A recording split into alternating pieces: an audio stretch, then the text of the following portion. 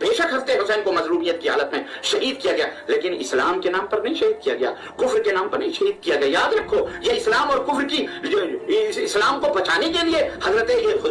حسین رضی اللہ عنہ نہیں گئے تھے۔ یزید کوئی بے ایمانی کا کام نہیں کر رہا تھا، یزید سے کوئی بے دینی کام نہیں ہو رہی تھی، جیسے یہ رافضی شیعہ بیان کر رہے ہیں۔ نمازیں نہیں پڑھتے تھے، روزے نہیں رکھتا تھا، وہ بے دین تھا، وہ شراب پیتا تھا، وہ زنا کرتا تھا، ذلیل مطیع کی اولاد، ان سب کو پتہ ہے یہ سب باتیں، یہ جانتے ہیں کہ کیا کیا جاتا تھا، یہ سب الزامات ہیں کہ امام حسین کی اور یزید کی جنگ یہ سیاسی جنگ تھی، یہ خلافت کی لڑائیاں تھی، انہوں نے بغاوت کر لیا تھا اور زبردستی اپنے خاندان کو جنگ کے میدان میں جھونک دیا تھا۔ ظالموں، بات کرنے سے پہلے یہ سوچو اس حسین کا تذکرہ کر رہے ہو جس کے منہ میں رسول اللہ کا لعاب پڑا ہے،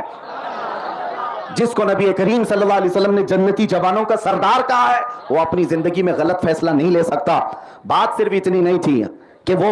مصلحت کے طور پر، حکمت کے طور پر اگر وقتی طور پر مان لیتے، مسئلہ کیا تھا؟ تاریخ نگاروں نے بتایا ہے یزید کا جب دور حکومت آیا، خلافت کے تخت پر بیٹھنے کے بعد اس کو سب سے بڑا خطرہ 3 لوگوں سے تھا، حضرت ابوبکر صدیق کے بیٹے عبد الرحمن، حضرت عمر کے بیٹے عبداللہ بن عمر اور پھر حضرت حیدر کرار کے بیٹے امام حسین سے۔ ان تینوں سے اس کو خطرہ تھا اور انہی تینوں سے بیعت لینے کے لیے ولید بن عقبہ جو مدینے کا گورنر تھا اس کو یہ کہلا بھیجا تھا کہ ان 3 سے کسی بھی طرح بیعت لے لینا۔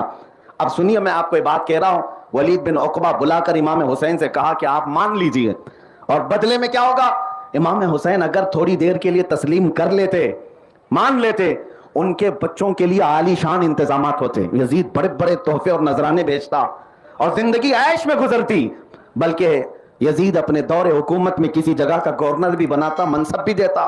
دنیا ساری قدموں پر آ جاتی اگر حیدر کرار کا بیٹا تھوڑی دیر کے لیے مان جاتا۔ کچھ ظالموں کو آج بھی یہ لگتا ہے کہ انہیں اس وقت کمپرومائز کر لینا چاہیے تھا، بچے بھی بچ جاتے، دنیا بھی حاصل ہو جاتی، عیش بھی ہوتا۔ لیکن میں آپ کو بتاؤں، حسین اعظم کے نزدیک صرف اپنا گھرانہ نہیں تھا بلکہ وہ قیامت تک دیکھ رہے تھے، قیامت تک دیکھ رہے تھے۔ میں آپ کو سوال کر کے پوچھتا ہوں، ہم جیسے گندے نکمے جیسے بھی ہوں مسجد کی صفوں میں کھڑے ہو جائیں، مقتدی بن تو سکتے ہیں، لیکن مصلی امامت پر ہم کسی شرابی کو آج بھی نہیں کھڑا کرتے۔